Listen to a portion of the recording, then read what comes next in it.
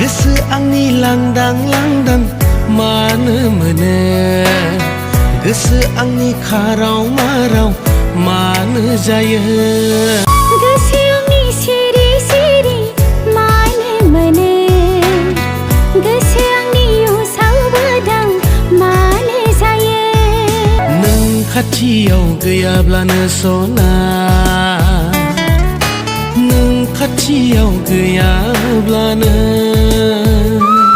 मिउजिकआथ' टाइटेला जागोन गोसो आंनि मिउजिकनि लिरिक्स आरो टिउनाथ' आंनिनो जाहैबाय बेयो आंनि बाथि लिरिक्स आरो टिउन मेथाइखौ रोजाबदों तरुन ओमफ्राय पुर्निमा देंखोनि माबाया जाहैबाय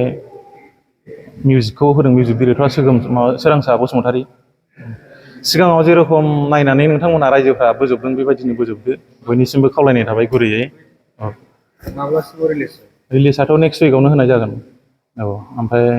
फावखुंग्रियाव दं जाहैबाय जोंहा दानि मुंदांखा मनालिसा बयबो मिथिखायो ओमफ्राय फावखुंगुराव दं जाहैबाय नै फंबाय माबा सानि औ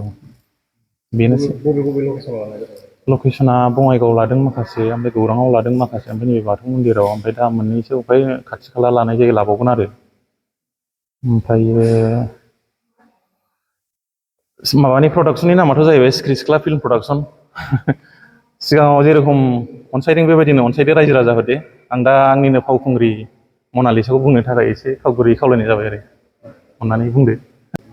गिबियावनो नायगिरि बिथांमोननिसिम आंनि खुलुमनायखौ आङो जासिहरबाय दायो आङो दादानि प्रडाक्सनाव जे सिख्रि सिख्ला फिल्म प्रडाक्सन बेवहाय आङो फार्स्ट टाइम रल खालामनो मोन्दों माने एलबाम गानो मोन्दों आरो जोबोर गोजोननाय मोन्दों गानाबो जोबोर मोजां माने टिउनिंनिफ्राय लानानै लिरिक्स एन्ड अल गासिबो मोजाङानो मिलौदो गारांजों दादा तरुन ओमफ्राय आब'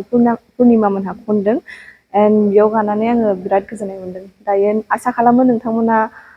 दा जोङो खालामखांनायनि उनाव नोंथांमोना जोंखौ सापर्ट खालामगोन होननानै औ रमान्टिक